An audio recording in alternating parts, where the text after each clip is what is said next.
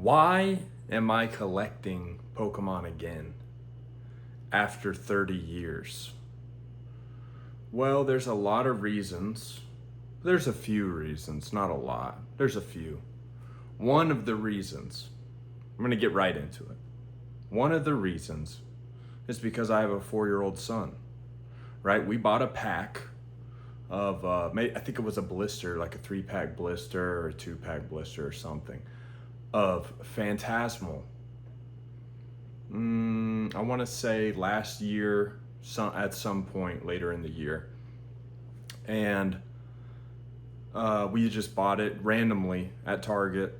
And me and my son pulled a Charizard EX, just a normal EX card. And I didn't know anything about the new modern Pokemon. But I pulled the Charizard and I was like, dang, that's pretty sick. When I was a kid, I collected base set, jungle, fossil, that's about it. But I never pulled a Charizard. I pulled a Blastoise, Venusaur, Chansey, a bunch of the OGs, Aerodactyl, stuff like that. Never a Charizard though.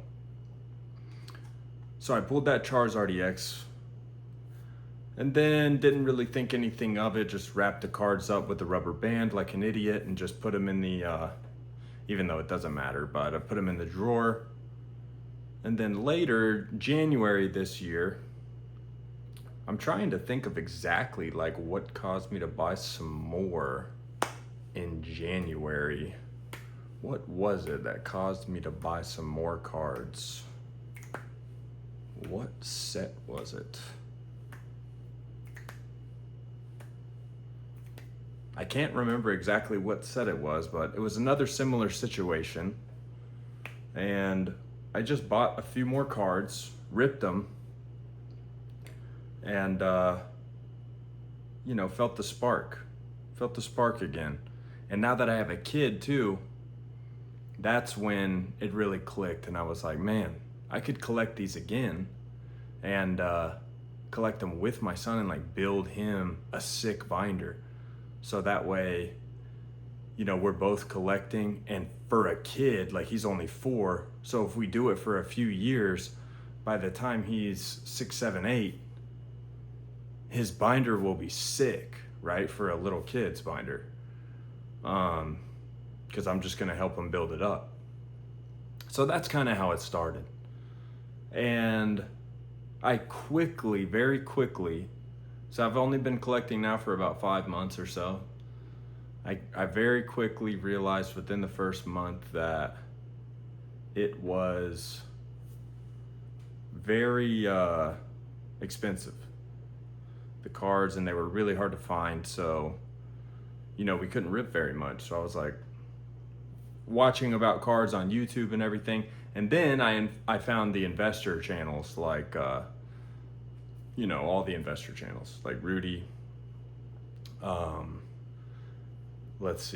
Nostalgianomics, Team Rocket Joey, Pokey Plumber, a few more. And I just started watching them because I found them interesting and cool. They had all these booster boxes and stuff. I thought it was sick.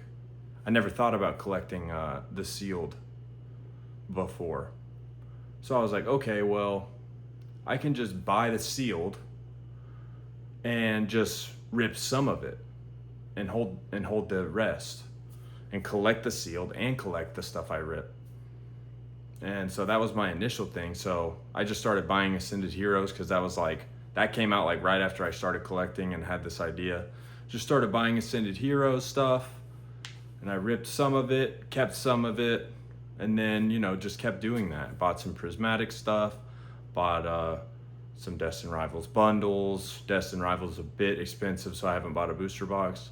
But, I've just bought some stuff here and there and built my collection up a bit in the last few months, and it's been fun. It's been super fun. But, well, there's no but. It's been super fun. And during that time, I've just been watching like all these YouTubers because my feed is just filled with Pokemon YouTube now. And it's directed mainly at the investor channels. Those are the ones I find the most interesting. Oh, Pokémon too, I forgot. You know, if I forget anyone, it's not because I don't like you or something. I watch like, I don't know how many, like 7 or 8 of the channels or something like that.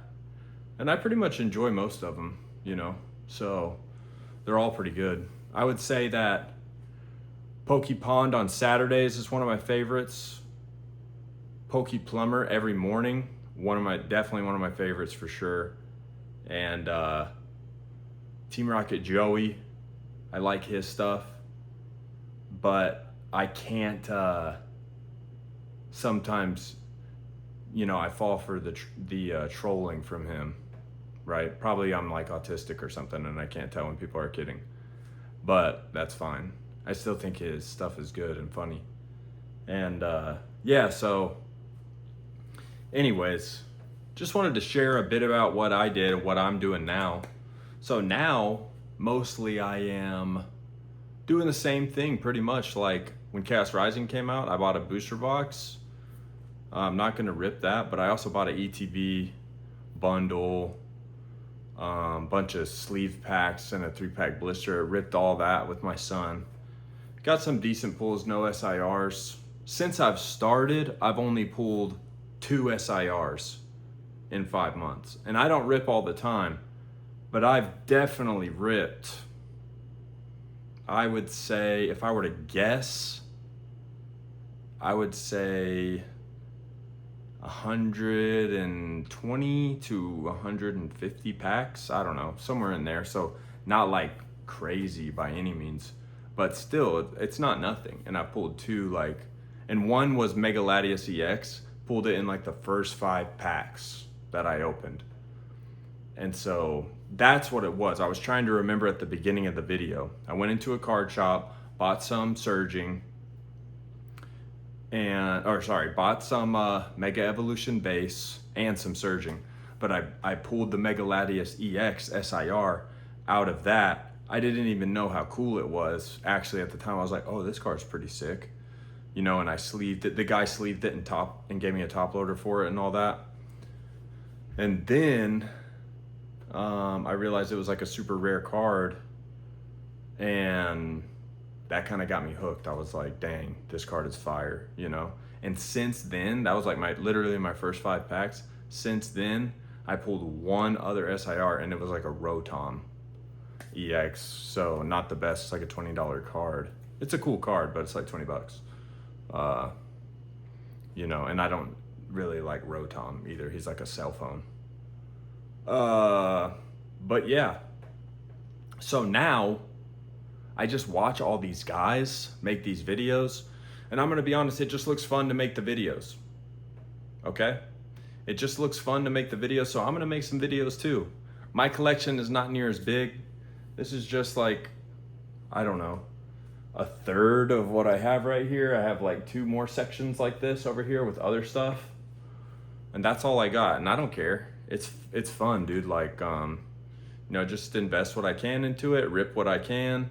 I got some good binders going, and we go to the card shop sometimes to pick out singles. Every once in a while we'll do that. We've only bought like 5 singles probably, but yeah, and with my son being 4, you know, it makes it that much more fun. Like, to be completely honest, I don't know if I would collect if I didn't have a son. Probably not, just like from life. Maybe I wouldn't even think of it, you know? But since I had him, I got back into it, and it's been really cool, actually. Give me something to do.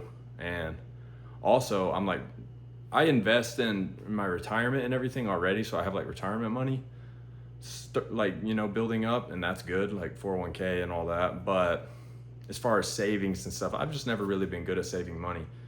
And it's definitely a flaw I need to work on for sure. But this has allowed me to like use my money to do something fun, and it's not just like pissing away all my money.